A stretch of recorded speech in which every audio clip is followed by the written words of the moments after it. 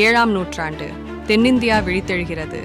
ஆறுகளும் காடுகளும் நடுவே வரலாறு கல்லில் எழுதப்படவிருக்கும் தொண்டை மண்டலம். மகேந்திரவர்மன் முதல் ஒரு ராஜா மட்டுமல்ல, கல்லை கோயிலாகவும் சுவரை கதையாகவும் மாற்றிய கலைஞன். முதன்முறையாக கட்டாமல் வெட்டி கோயில்கள் உருவாகின்றன. அவனுடைய மகன் எழுகிறார், நரசிம்மவர்மன் முதல். வலிமையின் அடையாளம், மாமல்லன் என அழைக்கப்பட்ட வீரன். தந்தையின் தோல்விக்கு பழிவாங்க மாமல்லன் வடக்கே புறப்படுகிறான். வடபி யுத்தம் டெக்கனை நடுங்கச் செய்கிறது. வடபி வீழ்கிறது. வெற்றி கல்லிலும் நெருப்பிலும் எழுதப்படுகிறது. அவன் ஆகிறான் வடபி கொண்டன். வலிமையும் கலையும் ஒன்றாக மாமல்லபுரத்தில் கல் ரதங்கள் எழுகின்றன. ஒவ்வொரு சிற்பமும் பேசுகிறது.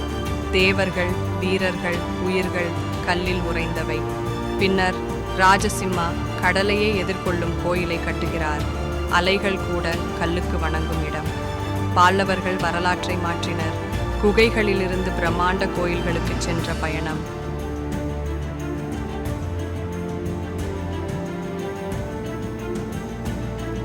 புலகேசியின் 2 வலிமையான ஹர்ஷவர்தனாவை எதிர்கொள்கிறார்.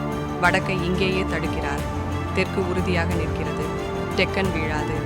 ஐஹோலியில் கல் அறிவியலாக மாறுகிறது. புதிய கோயில் வடிவங்கள் பிறக்கின்றன.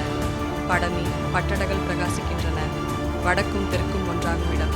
ஒரு புதிய சக்தி எழுகிறது.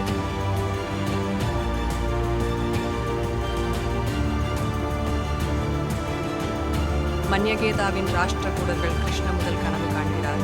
கைலாச மலையையே வெட்ட வேண்டும் என்று. மேலிருந்து கீழே கல் மறைகிறது. கலை வெளிப்படுகிறது. ஒரே பாறை, ஒரே கோயில். மனித கைவினையின் அதிசயம். எலிபண்டாவில் சிவன் அனைத்தையும் நோக்குகிறார். உருவாக்கி, காக்கி, அழிப்பவர்.